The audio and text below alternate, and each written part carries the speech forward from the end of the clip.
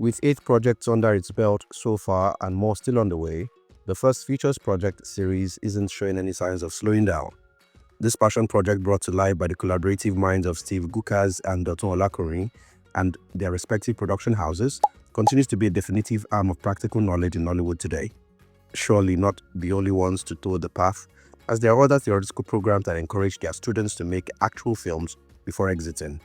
But the guys at First Features take the prize for skill and ambition.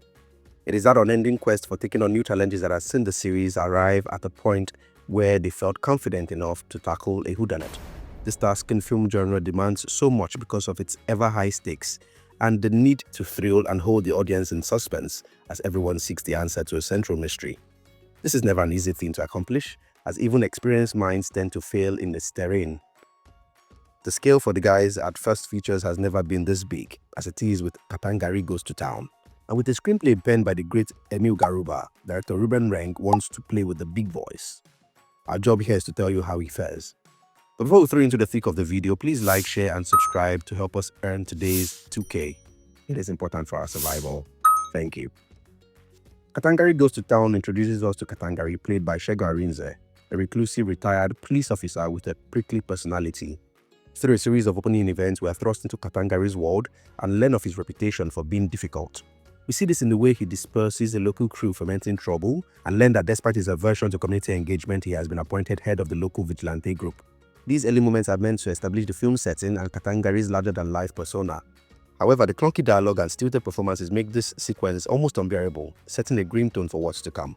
At the heart of the main story is the mystery of Chief Bello's death. While the official report attributes his demise to natural causes, in a sly show of hand in death, Bello says in a pre-recorded video played during the reading of his will that someone in his household was out to get him. Tasked with unraveling the truth, 𝐵ATANGARI Bello's cousin and reluctant investigator gets to work, despite their well-documented mutual dislike. This movie borrows heavily from the framework of an Agatha Christie-style whodunit. 𝐵ATANGARI Goes to Town attempts to craft a suspenseful thriller. However, where Christie's works excel with intricate plotting, compelling characters, and sharp tension, this film delivers none of these elements. Instead, it offers a dull, lifeless narrative that struggles to hold interest. Even when compared to recent Nollywood efforts in the genre like A Weekend to Forget or the ludicrously entertaining Hotel La Bamba, 𝐵ATANGARI Goes to Town fails to measure up. It neither carves out a unique voice nor characters to deliver a memorable story. The good. The ambition behind 𝐵ATANGARI Goes to Town deserves some acknowledgement. Attempting a whodunit in Nollywood is a bold move anytime, any day, and while this one ultimately misses the mark, the effort itself feels noteworthy. Perhaps it's my soft spot for the First Features project that is speaking right now, so I wouldn't dwell too much on this. The bad. 𝐵ATANGARI Goes to Town falters in delivering the key ingredients of a compelling whodunit. Core elements like clever misdirections and flashbacks are absent when they are needed the most, leaving the story devoid of tension, which does it a lot of harm. The third act attempts to cram in these elements, but it's a little too late, and it is bogged down by a flood of exposition and clunky revelations.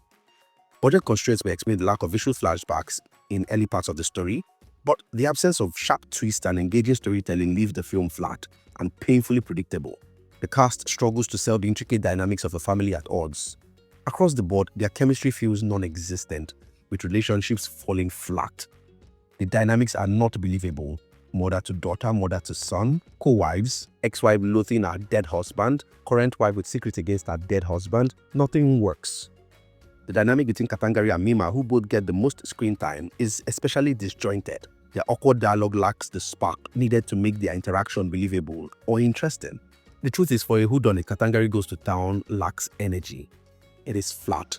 The writing leaves much to be desired, the acting leaves much to be desired, the storytelling leaves much to be desired, and overall, the film leaves much to be desired.